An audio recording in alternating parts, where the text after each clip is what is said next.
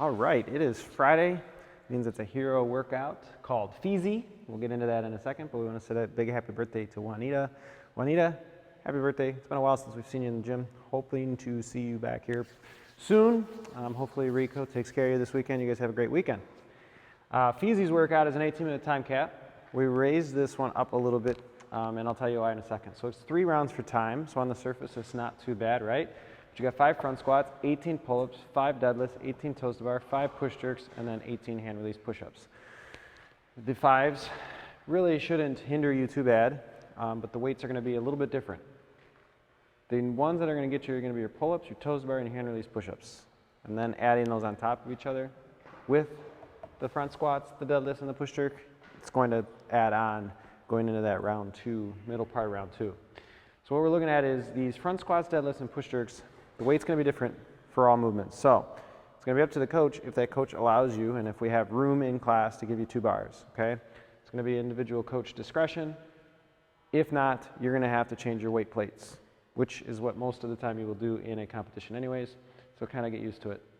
Front squats and push jerks, your weight for performance is 165, 115, and then your deadlift weight will be 225 and 155. The fitness, front squats and push jerk, 155, 105, deadlift 205, 135, masters and teens, 115, 75, deadlift at 185, 125, wellness.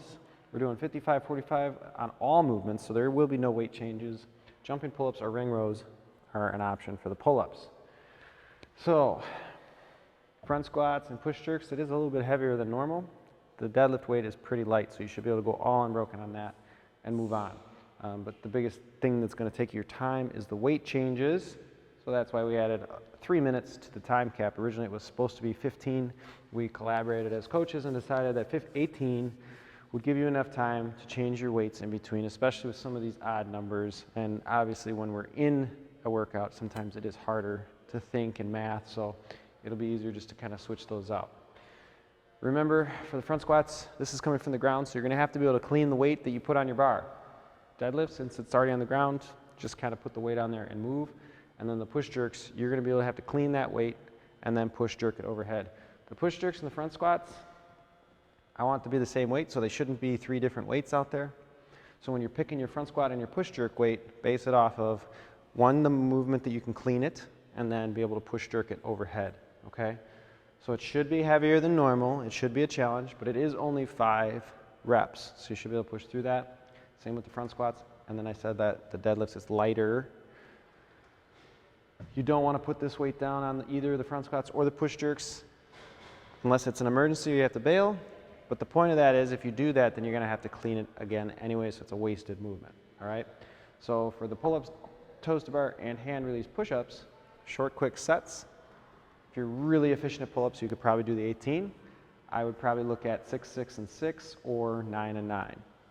Toes to bar, break those up as well too, because your core is going to be braced in the front squats, the deadlifts, and those push jerks, as well as pull-up and hand release push-ups. So if you lose your core in that first round by going unbroken on those toes to bar, it's going to hurt in that second and third round a lot, and it's going to hinder you on all the other movements because it is core intense. So splitting those up, short, quick sets, don't go to failure, so you can push all the way through it.